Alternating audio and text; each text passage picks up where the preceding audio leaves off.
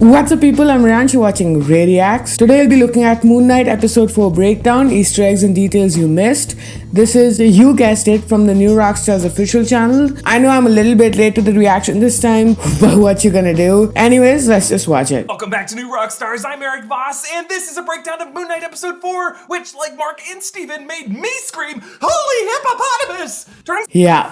For thinking some of this could be all in Steven's mind, or could I still be delusional? Probably still a bit delusional. I mean, Yeah. who knows what's going on? So I'm gonna break down this episode shot by shot for the interesting details you might have missed to best explain one of the wildest twists we've ever seen in the MCU. So we begin this episode upside down as the avatar for Osiris places Khonshu's Ushabti in a cubbyhole among several others. Our view only finally orients, righting itself on this close-up of Khonshu, making him our compass, our true north for what is real this whole episode, because without him this hour, Mark, Steven, all of us are lost. I like how Osiris' avatar takes this uncertain beat after placing the Ushabti, since they have clearly stonified a ton of deities, not Right, yeah. a warden wondering, everyone is now in prison. Are the laws too strict? No, it's everyone else who's wrong.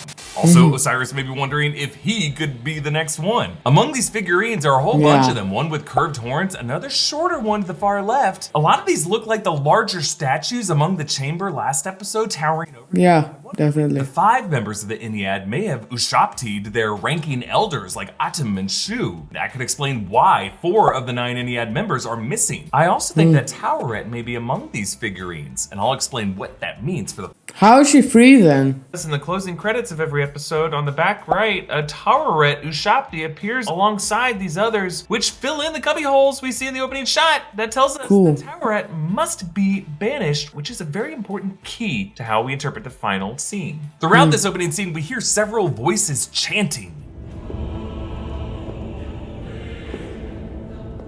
Oh, I thought that was just a musical choice. That's there every episode, right? As if these trapped gods and the statues are all haunting Osiris, demanding to be freed. Oh, yeah, sure. Crawls up a mound and flies off. Now the scarab was of course the compass that was used to find Amit's Ushabti. And now even this scarab compass is like, peace out you mortals. Now by the way, the hieroglyphics on that scarab were translated to the phrase, O Khepri, amid his boat, primeval one, whose corporeality is infinity, may you rescue Osiris, Amenhotep, true of voice. Khepri being the sun deity represented by the scarab, which Egyptians associated with the way it rolled its dung across the sand with the way Khepri rolled the sun across the sky. Now remember last episode, Steven joined Khonshu in casting that illusion to make the heavens look like they did 2,000 years prior. And when that happened, a little deep They didn't talk about that this episode.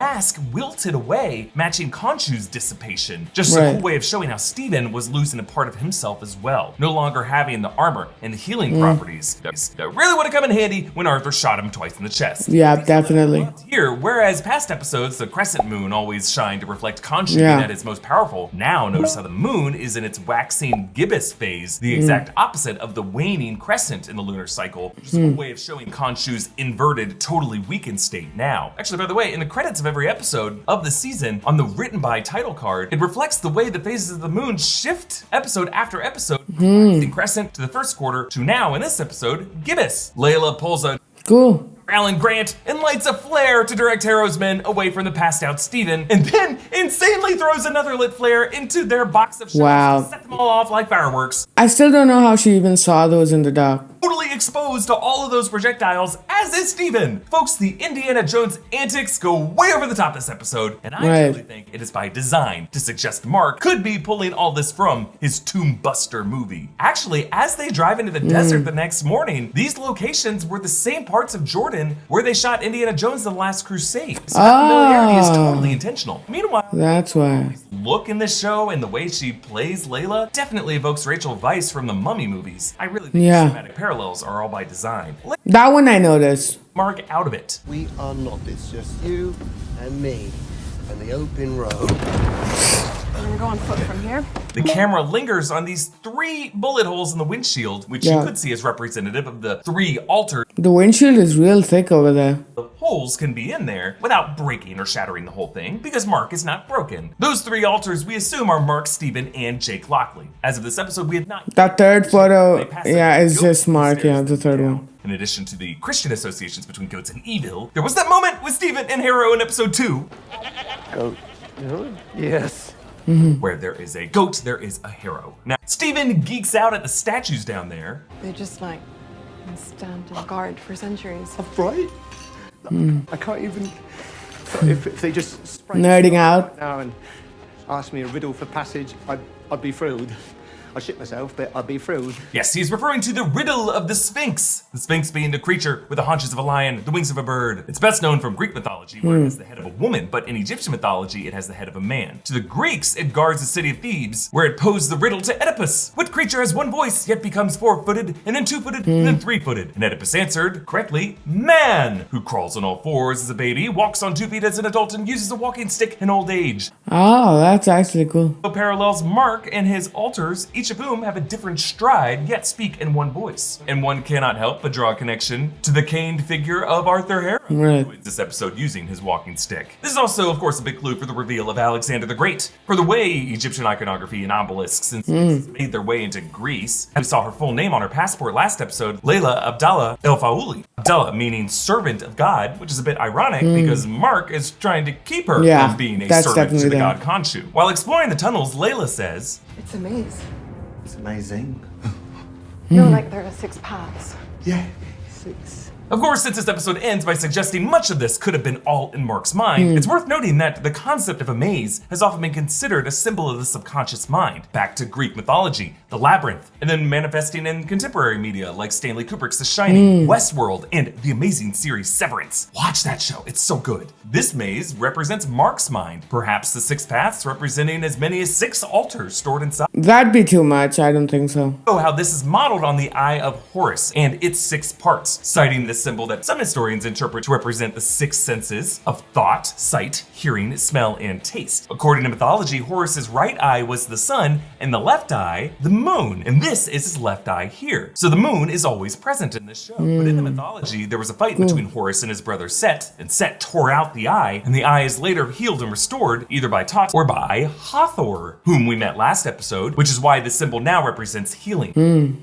Like how when Stephen clears the sand to trace this, his flashlight now reflects off of the metallic surface beneath to form the Eye of Horus on the ceiling above. That's cool. Horus or Hathor could be watching over their deeds here, or this represents the moon that Khonshu is watching all of this. Then they come across this mummy. Can he still see things when he's trapped in his stone thing? On the upper level, Mark finds some stuff that he says was used in regeneration rituals, which all just leads to this gore fest in the middle of the episode where the priest extracts organs from Harrow's man and tries to do it to Mark and Layla. Who knows why he's doing that? Pretty nice. Gaping pit, reminding us of the chasm that Indiana Jones has to make the leap of faith across in The Last Crusade, as she has to make a bit of a leap of faith in this scene. Her faith and her love for Mark, despite the bad stuff he was involved with. She has to fend off this priest monster by ripping off his arm and shoving a flare in his face. She loves her flares. Cool. 40 pieces of flare on this one. Now, this zombie priest makes a clicking sound, which comes off pretty creepy, but Like the Predator. his tongue being removed from the embalming process. Also, assuming his eyes were removed in that process as well, the clicking allows him to echolocate his targets around the tomb, the way bats use similar clicking sounds. And when his hand reaches out of the wall at Layla, it's very similar to the frame of the corpse hand reaching in through the subway door in the comics when Mark's mental hospital reality warps around him. Meanwhile, Stephen finds some Macedonian language on the foot of the tomb. Actually, if you translate the back half of those letters, they really translate to Alexander, confirming this huge discovery for Stephen. I think we're looking at the long-lost tomb of Alexander the Great. Cool. So, Alexander the Great, you should know this guy. He was the one who, by the age of 30, led the Greeks to rule over one of the largest empires in human history, from Europe to India. Alexander was a lover of Egyptian history who also bore the title of Pharaoh. He founded the city of Alexandria, where many believe after his death in Babylon in 323 BC, he could now be buried somewhere in the city of Alexandria. But his tomb has never been pinpointed and verified. So, unless this is all a fantasy, and that might actually be the case, the implication here is that Alexander the Great, in the history of the MCU was the final avatar of Ammit, and that Alexander's military feats might have been enabled by Ammit's power. And maybe even the cult-like love that Alexander inspired could have been the same kind of cult following that Arthur Harrow now enjoys. Sure. Famously the same Maybe. that Alexander wept because there were no worlds left to conquer. Therefore, Alexander might have been that past avatar who betrayed Ammit. He could have been the one who sold her out to the gods. That makes sense, her yeah. detachment from him is what led to his death in Babylon. After which point the Ennead said, Ammit, you have helped out humanity way too much. No one should have conquered that much turf. You a statue. And then had someone stuff that statue in his mouth. Yeah. You wanted her to be her voice? Eat her! Ew. Eat her! I like how on Alexander's chest is a scarab necklace with its wings open, evoking Harrow's scarab compass that uses to find her, X marking the spot for Amitsushapti, which is buried deep in Alexander's gullet. Alexander's axe that he's holding might have actually been the one he famously used to cut the Gordian knot. But Harrow reveals to Layla that Marc was among the mercenaries who killed her father, and she confronts him. Talking to you. I'm talking to you, Marc! Come on, let's go. Yeah, Steven immediately nopes out of this awkward marital drama. And I just like how the frame breaks the rule of 180 to show this transition, awkwardly cutting so that Oscar Isaac now switches to the right side of the frame. And Marc affirms that while he did not kill Layla's dad, he was still there. My partner got greedy and he executed everyone at the dig site.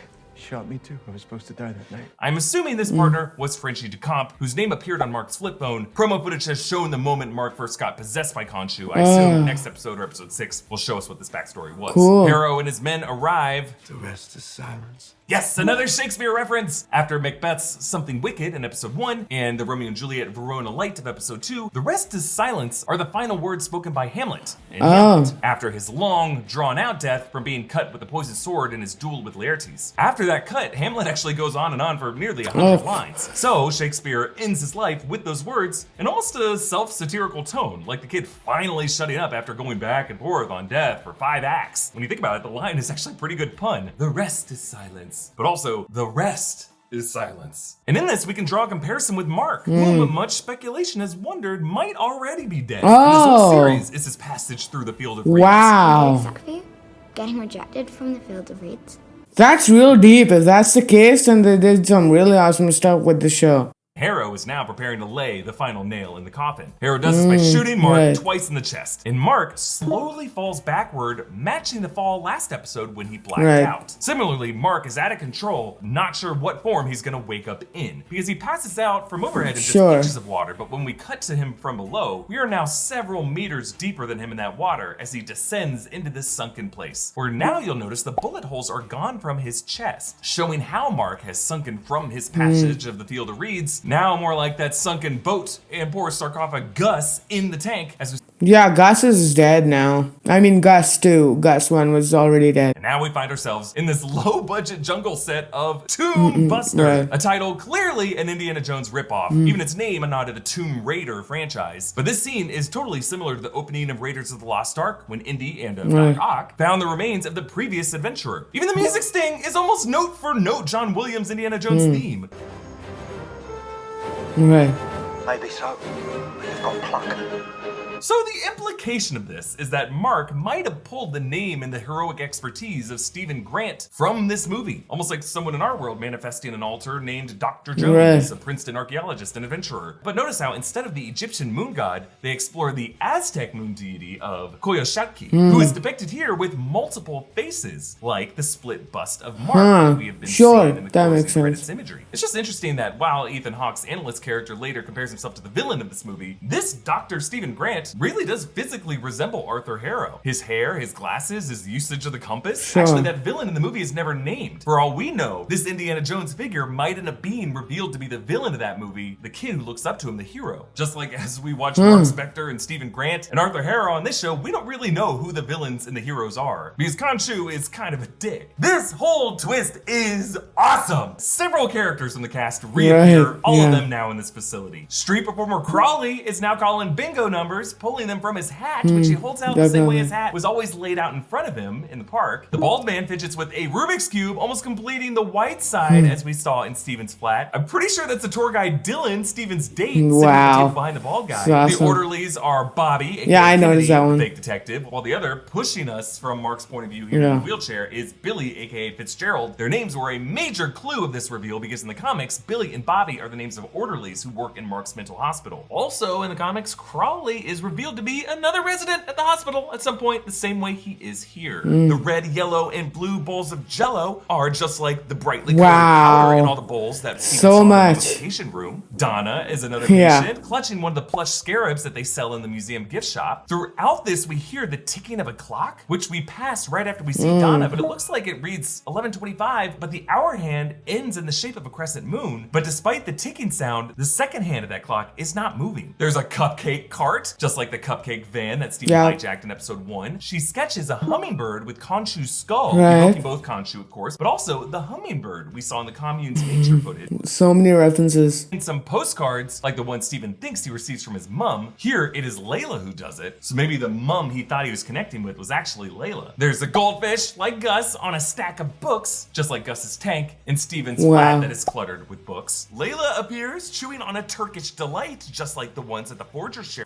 Wow. Notice how she has a little bandage on her pinky finger with a red drawing of a scarab on it. This is a major clue pointing to the possibility that Layla Abdallah El Faouli could be an adaptation of Abdul Faoul, aka the Scarlet Scarab, an Egyptian warrior who led the Sons of the Scarab who fought against the invaders, Cap, Human Torch, Namor, Bucky, Spitfire, and Jack. As other titles have done, retconning Flag Smasher as Carly Morgenthau and Laura Barton as Mockingbird, Layla could be reframed as the successor of a lineage of Egyptian protectors. A man behind the gardens, like the gardeners at Harrow's commune. Layla says he won at bingo, holding up his card that shows the following numbers dabbed: B83, I23, N86, G65, G35, O67, and O55. And throughout this, we heard Crawley call out the numbers B22, G15, T16, O40 something, O73, and N39. Folks, if you've ever played bingo, these numbers make no sense. The B numbers go 1 through 15, I is 16 through 30, N is 31 through 45, G is 46 through 60, and O is 61 through 75. Most of these letters and numbers would not exist in bingo. Also, Crowley clearly said T16, as in Tango 16, and there is no T in bingo. In high school Spanish class, I played a Spanish version of bingo called Tango, where you say,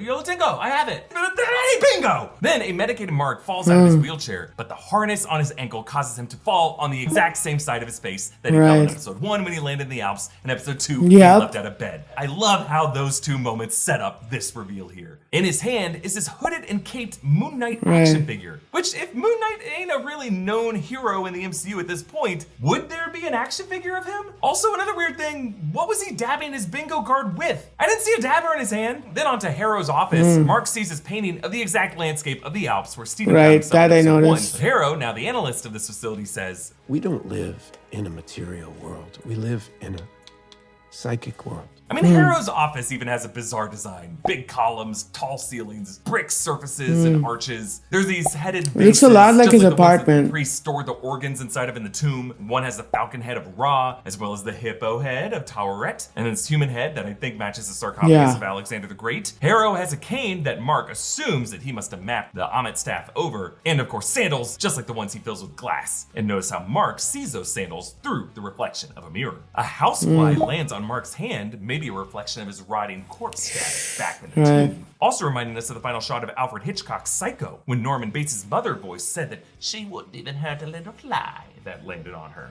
Also on the desk are a bunch of sharp things that should not be on a desk in this kind of facility. There's a large curved piece that matches the shape of a crescent moon, as well as a pyramid. And if you look closely at that VHS cover of Tomb Buster, it says, "When deeper in here, Stephen Grant has no fear," which isn't the case in the final shot of the episode, but maybe a clue that Stephen Grant in a place like this is going to be the more heroic figure. Dr. Harrow says, I can't help you if you don't help yourself. Which is what Harrow said after shooting Stephen in that tomb. I can't save anyone who won't can't save themselves. By the door is another statue, the crocodile head of Ammit. And as Harrow steps up to Mark at the door, he's just framed with this close-up of his hand on the cane, the way he's been framed in several other shots, like the opening scene of the series. As Mark flees, the hallways just warp. The carts are rolling on their own. A lot like what Khonshu did, right? Swing back and forth, looking a lot like the swinging scales of Ammit's justice. We've also been seeing this hallway in the closing credits imagery, flickering from the storage unit hallway into this one. And if you remember back in episode 2, the way Steven ran down that hallway is the same way Mark runs down this one. Both of these forming a maze in his mind. In one room, he finds this sarcophagus. With Steven in it.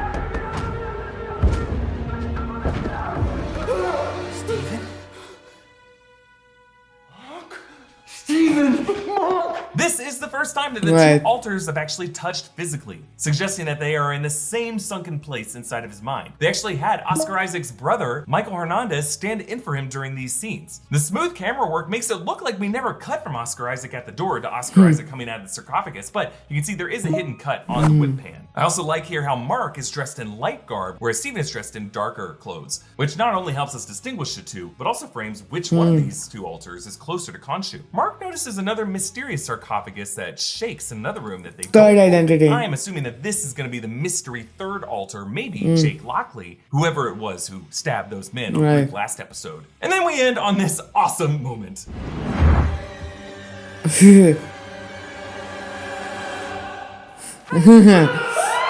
Yeah. So this is Taweret, the Egyptian deity of childbirth and fertility, who takes on the appearance of a hippopotamus. I just love the hippopotamus animation details that they added, like the way her ears wiggle when she says hi, and the way her nostrils flare. She is voiced by actress Antonia Salib, confirmed at the red carpet premiere last month, and she's credited for this episode as well as episodes 5 and 6. Cool. So we're gonna be spending a lot of time with her. So what is going on? Well, the Moon Knight comics, especially the Jeff Lemire and Greg Smallwood run that seems most influential on this series, constantly shift back and forth from Mark's supernatural experiences to a clinical setting, repeatedly making the reader second guess what could be real and what could be a delusion. This state of uncertainty is exactly what Moon Knight is supposed to feel like. And there's enough surreality and falseness in both Mark and Steven's experiences in the outside world and their experiences in the hospital to doubt the legitimacy of either reality. Even before Taweret walks in, no mental hospital looks like this. There's cupcake carts. Meanwhile, all the Indiana Jones stuff this episode was also super silly and fictitious. So is anything on this show real? Well, I see 3 explanations. First explanation, the past episodes with Steven and Mark in the outside world was all a fantasy constructed by a patient in a mental hospital, a patient who still suffers from delusions while in this hospital. Kind of like how all of St. Elsewhere was in the mind of autistic child Tommy Westfall. The patient who dreamt all this up might be neither Mark nor Steven, who, if you think about it, are both pretty heightened realities, but rather a more grounded figure. The guy in the other sarcophagus, maybe Jake. Explanation 2, everything we've seen happen pre-hospital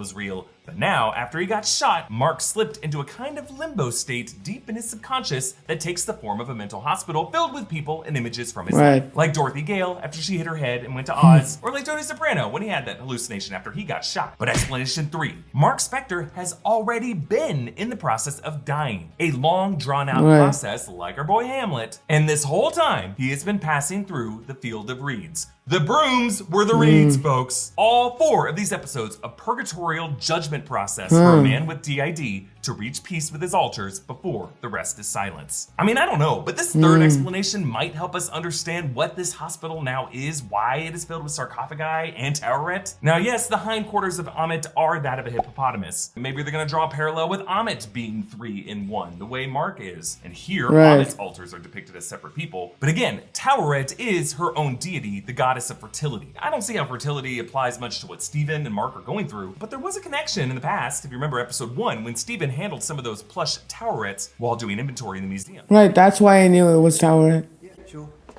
Taweret. The hippo goddess Taweret. Which is why I think there could be more to the opening images of this episode. The wall filled with the Ushaptis. Dozens and dozens of gods trapped somewhere. There was that one interesting line from Dr. Harrow where he quoted the villain of Tombbuster. No tree can ascend to the light of heaven if it doesn't descend to the depths of hell. Heaven and hell, above and below. Khonshu accused the members of the Ennead for hiding in the Overvoid. Now, I think we could be in the MCU's underworld, a realm that may end up going by many names in the MCU, maybe even has already been introduced in the Mephisto's house. This is a subjectively psychic I know Eric Voss is a Mephisto supporter. the beholder to a DID patient, a mental hospital with Egyptian flair. Because trapped in him with this realm of Mark and his altars and projections of people in his life are the other Egyptian gods that the Ennead banished to the underworld. Ammit, Khonshu, and this sexy ass Toweret. No tree can ascend to the heavens without descending to the depths of hell is also a paraphrase of a quote from famous philosopher and psychoanalyst Carl Jung, who said, quote, "No tree, it is said, can grow to heaven unless its roots are in hell." This was Jung's way of saying human enlightenment is impossible unless we recognize our inner demons that collectively haunt us. This being a reflection of this stage in Mark's hero's journey to descend into hell before he can reach true consciousness. And again, since a stone Ushabti of Toweret appears in the credits of every episode, and presumably also in that wall of cubbyholes with all the other stone Ushabtis who have been exiled somewhere, that right there may be proof that we are now in the Duat, the underworld that all exiled gods are trapped in. Makes and Mark's sense. soul is currently with them. Back in episode 2, when Stephen was handed a pamphlet to seek help from a mental facility, this may all now be how his subconscious, the subconscious of a DID patient, decorates the Egyptian underworld of the Duat. This show's version of the MCU afterlife, the ancestral plane, Valhalla, wherever the hell Thanos went to. In this case, takes the plunge into the depths of hell and prepares to fight his way back out of it. Alright, that was a very in-depth analysis of the video. I see why it was half an hour. He took like a lot of things and explained them really well. I like his theory that Mark's dead now and that he's in the underworld and he's making his way back up and all the gods that have been banished are now in the underworld. It makes a lot of sense.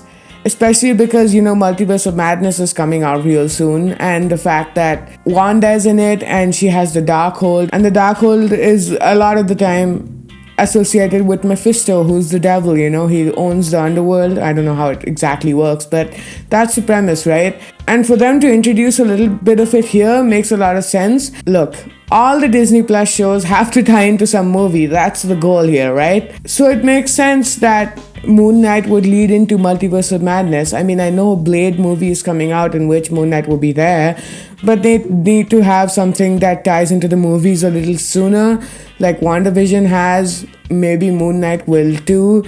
I don't know if he's going to show up in Multiverse of Madness, but I definitely think that they're going to explore the underworld or Mephisto or something. It just seems like the right way to go. I think they'll probably do that. But if they don't, I still think that both Moon Knight and Multiverse of Madness are gonna be awesome movies, don't get me wrong. I'm super excited for both of them. Anyways, be sure to like the video to let YouTube know that I'm doing a good job. Subscribe to the channel. Please get me to 100 subscribers. It would really mean a lot. As I added bonus, you'll know when other Moon Knight related reactions are up on my channel, which is gonna be a lot, trust me. Also, if you haven't seen my reaction to Moon Knight episode 4, it's there. I even discussed my own theories for what's gonna happen in the future episodes. In case you haven't seen that, be sure to go check it out. And yeah, see you in the next one.